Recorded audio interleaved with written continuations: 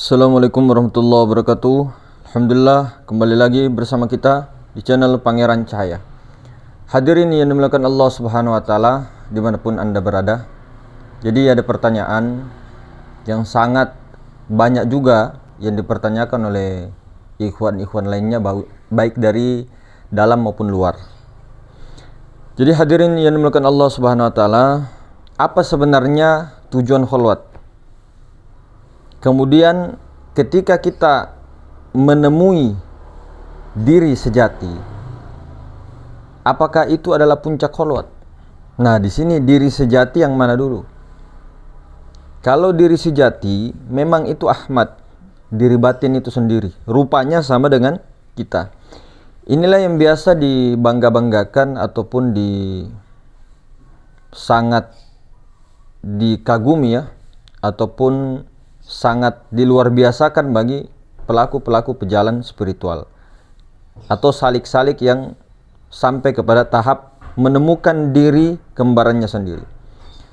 Jadi hadirin yang dimuliakan Allah Subhanahu wa Ta'ala, untuk itulah sebelum berkhalwat, sebelum mengetahui khalwat, sebelum praktek khalwat atau praktek meditasi atau tafakkur atau apakah namanya, itu perlu mengetahui dulu teori-teori, kemudian perlu mengetahui alamat yang akan dituju. Alamatnya mana, kemudian apa yang dituju. Nah, di sini ditekankan, di jalur Nur Muhammad ini ditekankan, niatnya itu ilahi anta maksudi. Artinya hanya zat yang dimaksud, hanya zat yang dituju.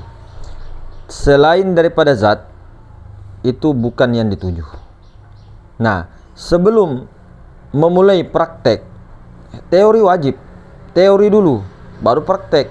Kalau praktek saja, langsung jalan begitu saja, langsung dilaksanakan begitu saja, tanpa tahu tujuannya, alamatnya yang pas begitu, maka itu seperti orang yang berjalan tanpa arah, tidak tahu tujuannya kemana. Iya. Atau seperti orang yang menembak, tapi dia tidak tahu sasarannya kemana, makanya berliku-liku, entah sampai atau tidaknya. Nah, disitulah perjalanan-perjalanan. Jadi teori dulu, harus paham dulu yang mana yang dituju. Zat itu yang mana, alamatnya kemana, terus melalui apa, pakai apa kita ke sana. Nah, begitu kan. Nah, setelah mengetahui, oh ini yang saya tuju, yang bernama Allah, oh untuk bertemu Allah, untuk menyaksikan Allah, untuk sampai kepada Allah, melalui kendaraan apa, melalui metode apa. Nah, macam-macam metode. Yang pastinya semua metode-metode di dalam semua perahu yang bernama Naksabandi, perahu yang bernama Sammania, perahu yang bernama Khalwatiyah, semua toriko-toriko itu berjalan di lautan hakikat untuk mencapai tujuan yang aslinya. Semua tujuan aslinya pasti puncaknya ke Nur Muhammad. Lalu Nur Muhammad ini adalah wasilah untuk menuju kepada Allah. Semua ke situ. Semua toriko itu untuk mencapai lautan hakikat Nur Muhammad. Baru Nur Muhammad itulah yang membawa si jiwa-jiwa orang-orang itu untuk kembali kepada Sang Maha Suci. Begitu perjalanannya. Nah, kalau sudah ditahu, kendaraannya sudah ditahu, baru praktek. Nah, ketika di dalam perjalanan mengendarai siapa sopirnya? Jibril. Jadi sopirnya Jibril. Nah, ketika dalam kendaraan mengendarai itu, di situ kita kadang kosong, kadang tiba-tiba ada cahaya, kadang tiba-tiba ada suara dan sebagainya. Nah, kalau orang yang berpegang teguh dengan tujuan ilahi anta maksudi, maka dia tidak akan menggema, maka dia tidak akan heboh pada dirinya, dia tidak akan wow, dia biasa saja menyaksikan itu. Artinya yang dituju ini jelas ya. Yang dituju sangat jelas, zat yang bernama Allah. Jadi sebelum berjalan sudah tahu, sudah kenal betul itu Allah Ta'ala yang mana, dengan berpegang teguh. Nah, hadirin semulakan, di sini apakah kita ketika bertemu dengan guru sejati atau diri sejati itu, Ahmad Rasulullah itu yang berbentuk, ya, apakah itu yang puncak terakhir? Nah, itu tidak menjadi patokan, karena itu masih sifat. Itu adalah tauhidus sifat. Kemudian ketika menyaksikan itu pun dalam bentuk yang berbentuk di depan mata, yang aslinya itu yang memandang, bukan yang dipandang sebenarnya.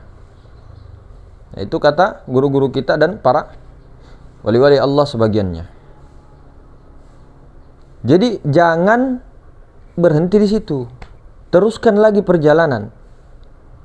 Karena rupa-rupa yang lainnya, rupa-rupa yang mirip diri kita itu ada berapa? Jin korin mirip sama kita. Malaikat mirip sama kita. 4, Jibril, Mikail, Israel, Israfil mirip dengan kita.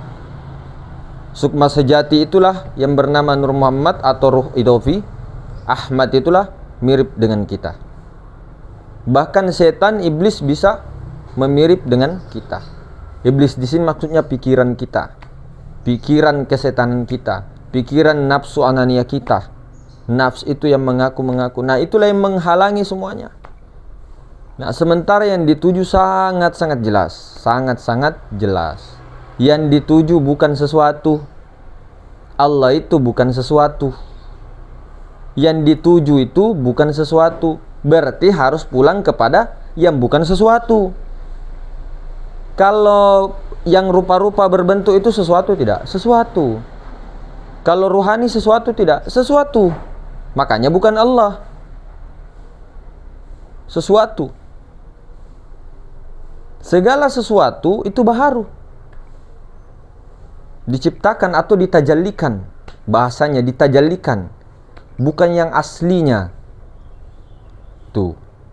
Jadi yang digapai ini, yang akan diterbangkan si jiwa ini kepada wasilahnya dulu, ke Ahmad, ke Nur Muhammad. Baru Nur Muhammad ini yang bertemu dengan Allah itu. Nah, Nur Muhammad ini apa? Ruh, rasa. Rasa ini yang akan terbang menuju ke alam tak terbatas. Alam ahadiyah, alam kesunyian, alam ketenangan. Apalagi istilahnya banyak. Alam kenyataan. Alam kenyataan yang belum tampak. Macam-macam istilahnya. Alam maha suci. Alam keheningan. Maka rasa ini yang harus terbang, melebur. Meleburkan rasanya kepada rasa yang tiada berasa, yaitu kesadaran.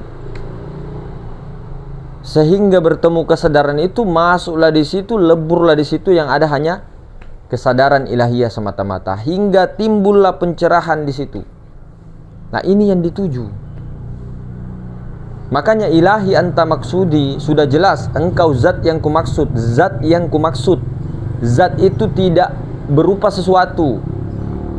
Nah, sehingga ketika sudah dilatih seperti ini, melebur terus sampai, ya, melebur ke situ dalam keheningan, kesunyian, kehampaan, kenyataan yang ada itu, yang paling ada, yang paling senyata-nyatanya, maka disitulah yang disebut fana. Bagaikan besi yang melebur kepada api yang sangat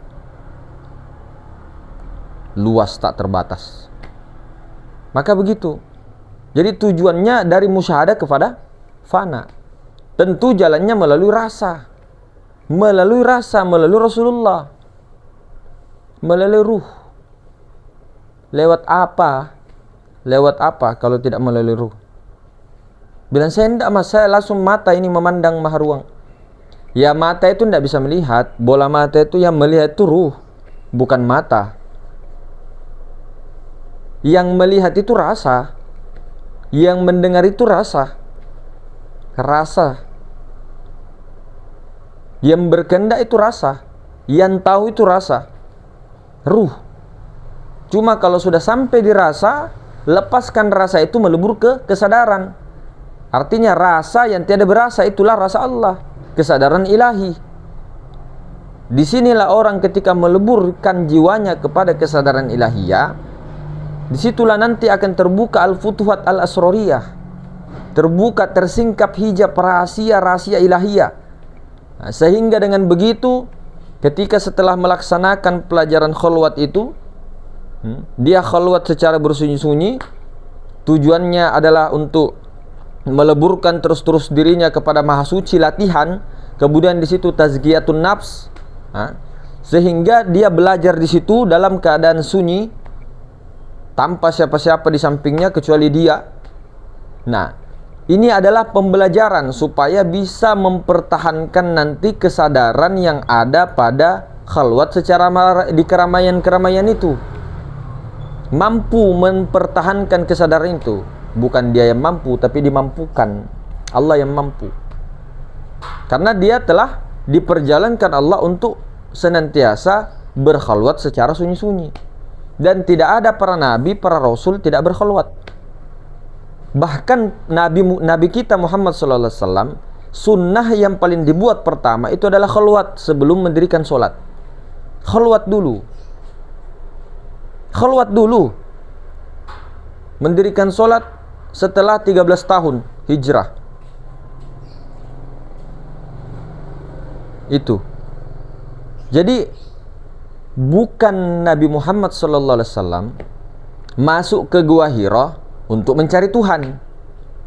Bukan. Beliau dari sejak dininya sudah mengenal Tuhan itu sendiri. Sudah mengenal Allah Ta'ala. Bahkan beliau sudah sampai tahap bakobillah di situ. Fana ke bakobillah sudah. Cuma ini rahasia para nabi, para rasul, tidak boleh dizahirkan kecuali waktunya tiba. Nabi sudah fana di situ. Jadi waktu ketika khalwat itu sebagai ibroh, pelajaran bagi kita, bahwa untuk menemukan Allah, untuk mengenal Allah, telusuri selami dirimu. Diri yang Muhammad itu, dari diri jasmani kau tenggelamkan, kau menyebur, kamu menyelam, merasakan, bertemu dengan ruhanimu sendiri. Ruh, rasa, bukan berbentuk rupa. Rasa itu, ruh itu ketika dimasukkan, ia memang rupanya seperti ini. Tapi ruh suci itu tidak berupa. Tidak berupa. Dia ada di luar, ada di dalam, bagaikan ikan di tengah lautan. Nah, itulah yang mau dirasakan ruh suci itu, disadari itu, zat mutlak itu. Nah, itu Muhammad awal namanya. Muhammad awal. Inilah nur ilahi. Nur ilahi. Muhammad awal itu nur ilahi.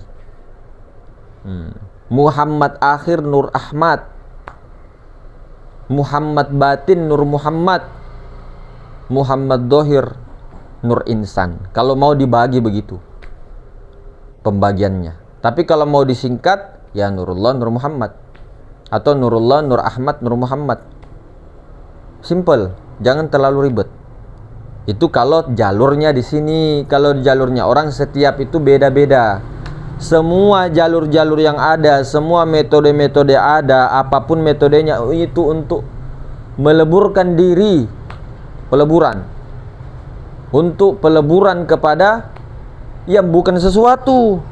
Di sini orang banyak terjebak.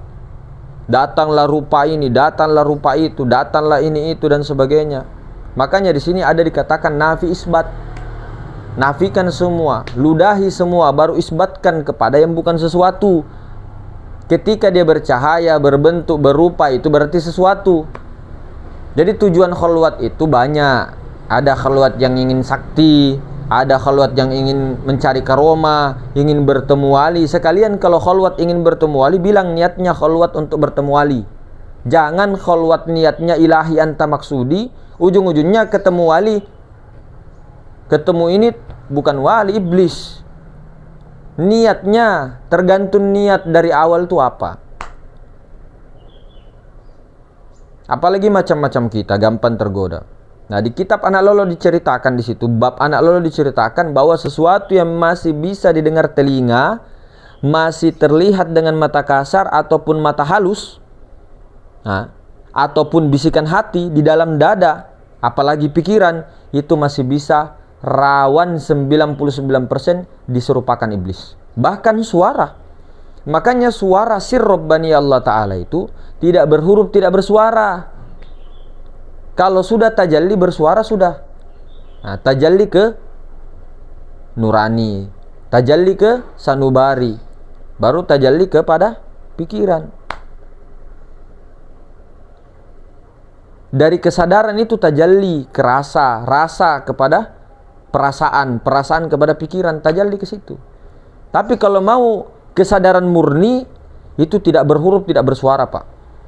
Itulah wahyu yang ketika baginda Nabi Sallallahu Alaihi Wasallam terima langsung, tidak berhuruf, tidak bersuara, namun mampu diterjemahkan oleh baginda Nabi melalui Jibril. Nah, jadi begitu hadirin semulakan. Jadi perlu kita niat, ini yang paling penting. Niatnya pun bukan kita di situ yang berniat.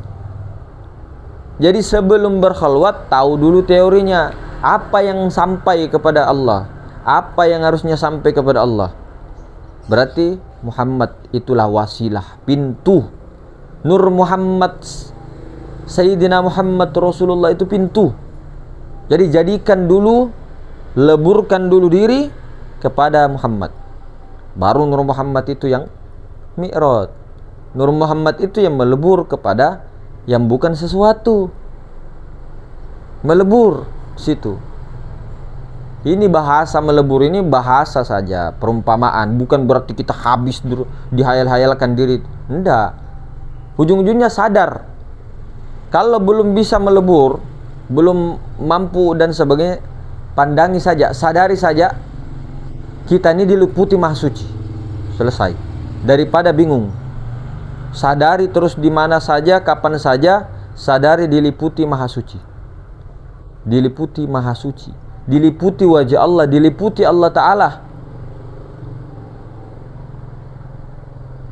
Maka seperti itu. Nah, itu bagaimana nanti ketika khalwat, ketika sudah mengetahui Allah Subhanahu wa Ta'ala yang Maha meliputi segala sesuatu itu, baru leburkan di situ, sadarkan, mesrakan di situ sampai betul-betul rasa kita makhluk ini melebur betul-betul menjadi kesadaran ilahiyah. Bukan menjadi Allah, tapi menjadi kesadaran ilahiyah.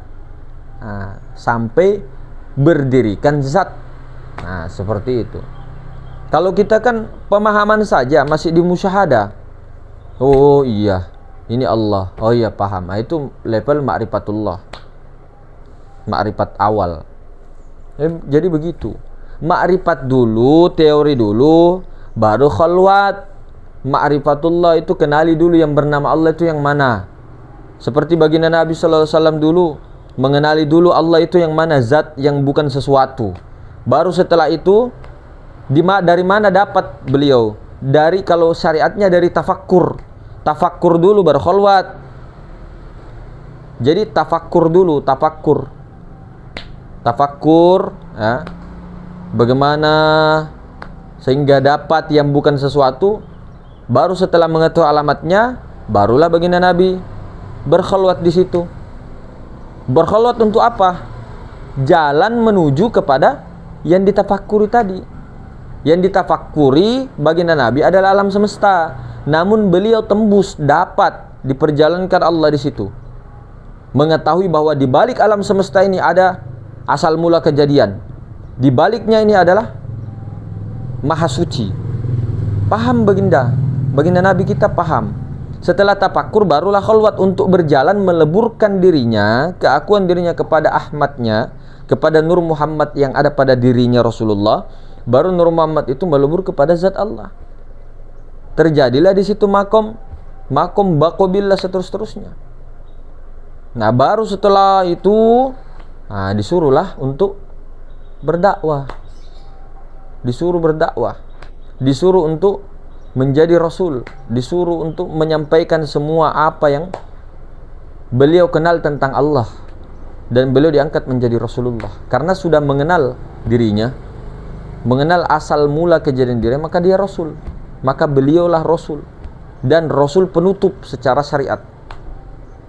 Nabi dan Rasul penutup.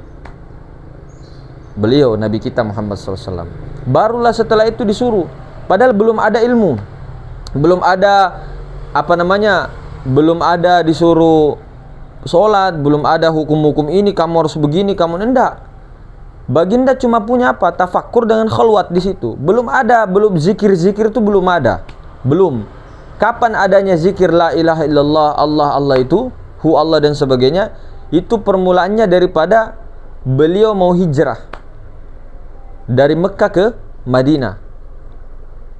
Di Gua Sur, Sayyidina Abu Bakar itu ditalkin ketemu lutut dengan baginda Nabi sallallahu alaihi wasallam. Di situ mulanya zikir thariqah. Tapi sebelum ke zikir thariqah la ilaha illallah, khalwat dulu, khalwat ini awal. Setelah khalwat barulah ada zikir. Karena beliau sudah mencapai setelah kesadaran pencerahan. Nah, disitulah dapat wahyu yang kalamnya itu la sautun wala harpun, namun diterjemahkan oleh Jibril.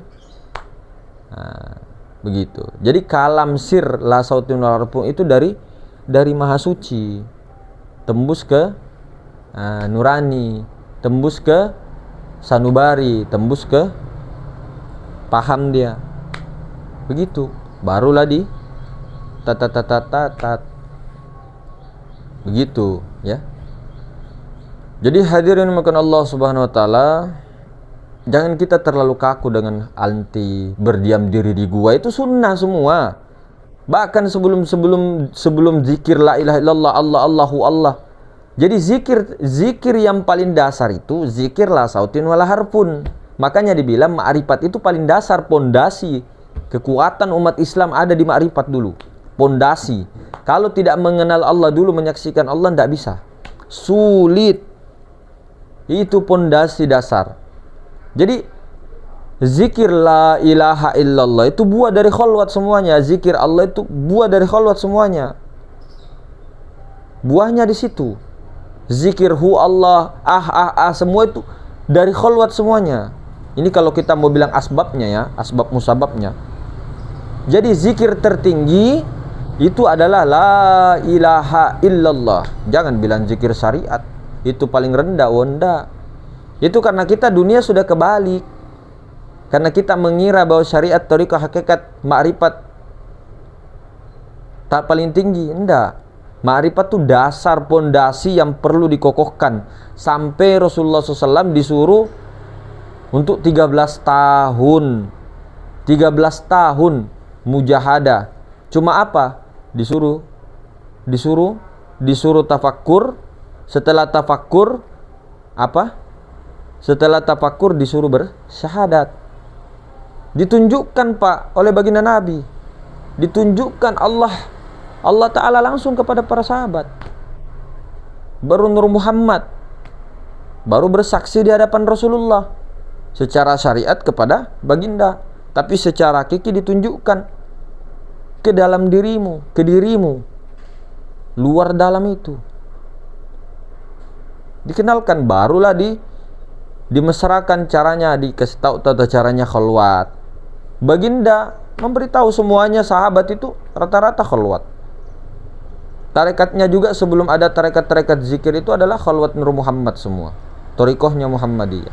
Dan ini adalah kebiasaan yang dilakukan oleh para nabi-nabi terdahulu. Ini khalwat ini, duduk tenang, tafakur, entah itu mau begini kah, mau begini ke apa dan sebagainya, mau begini ke apa. Yang penting duduk tenang, duduk sila, khalwat untuk mencapai keheningan yang sempurna, untuk mencapai ketenangan itu. Itu yang awal. Jadi puncak paling tinggi itu zikir la ilaha illallah. Makanya di kitab-kitabnya ulama-ulama terdahulu begitu, termasuk Syekh Yusuf Al-Makassari, Al-Bantani, Tajul Khalwati, Tuanta Salamaka, termasuk Syekh Abdul Rauf Singkil, Syekh Abdul Qadir Al-Gilani, dan semua rata-rata afdhalul dzikri fa'lam annahu la ilaha illallah, sebaik-baik zikir. Karena itu zikir puncak sebenarnya. Kenapa ditulis syariat, thariqah, hakikat, ma'rifat? Karena sudah terlanjur di masyarakat syariat yang menyebar. Jadi duluan mana, tubuh atau nyawa?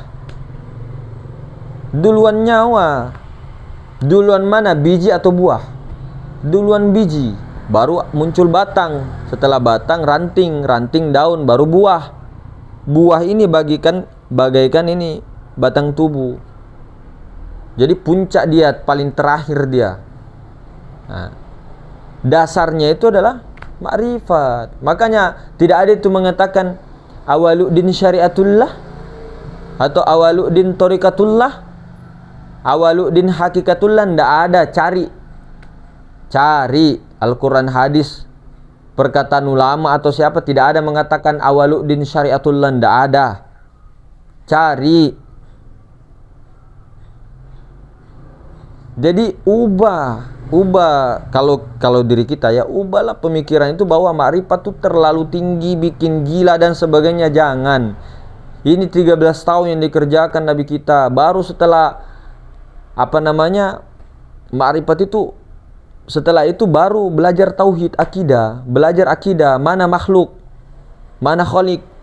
Nah, makrifat dulu, kenal dulu Allah, baru bisa membedakan mana sesuatu, mana bukan sesuatu. Belajarlah sifat-sifat 20 itu. Begitu. Jadi awalu di ma'rifatullah, kenali dulu Allah, baru beragama. Baru setelah itu apa jalannya untuk mengenal Allah?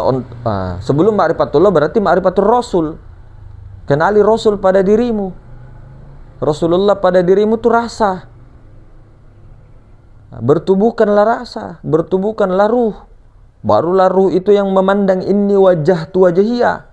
Kuhadapkan wajahku kepada wajahmu, wajah nur Muhammad yang ada pada diri sejatiku, kepada nurullah yang meliputi luar dan dalam. Tuh, inni wajhtu wajhiya lillazi fataras samawati wal ard, yang menciptakan langit dan bumi, atau menciptakan kaji dirinya, menciptakan atau mengadakan, mentajallikan ruhani dengan jasmani.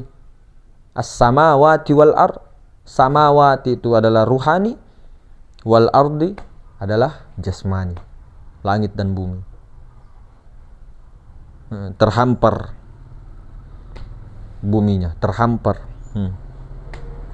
Alam semesta terhampar. Jadi begitu hadirin.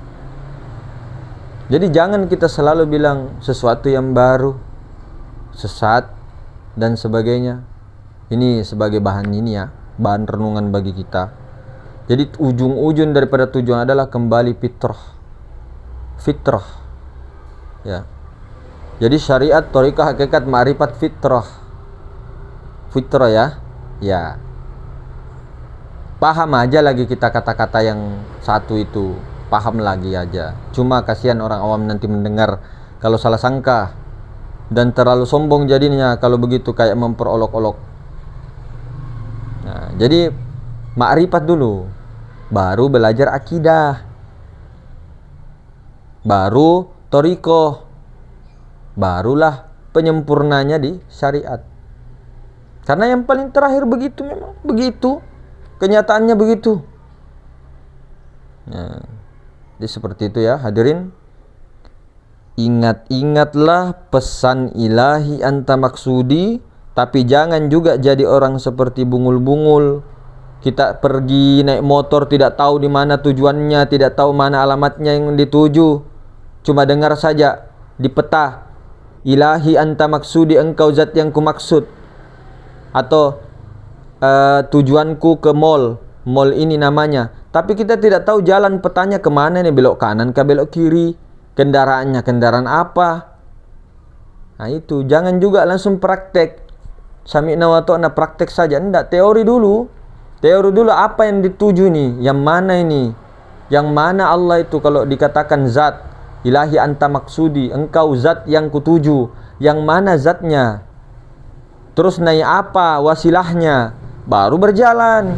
Jangan macam-macam thariqah dulu, baru ke ma'rifat, la ilaha illallah sampainya.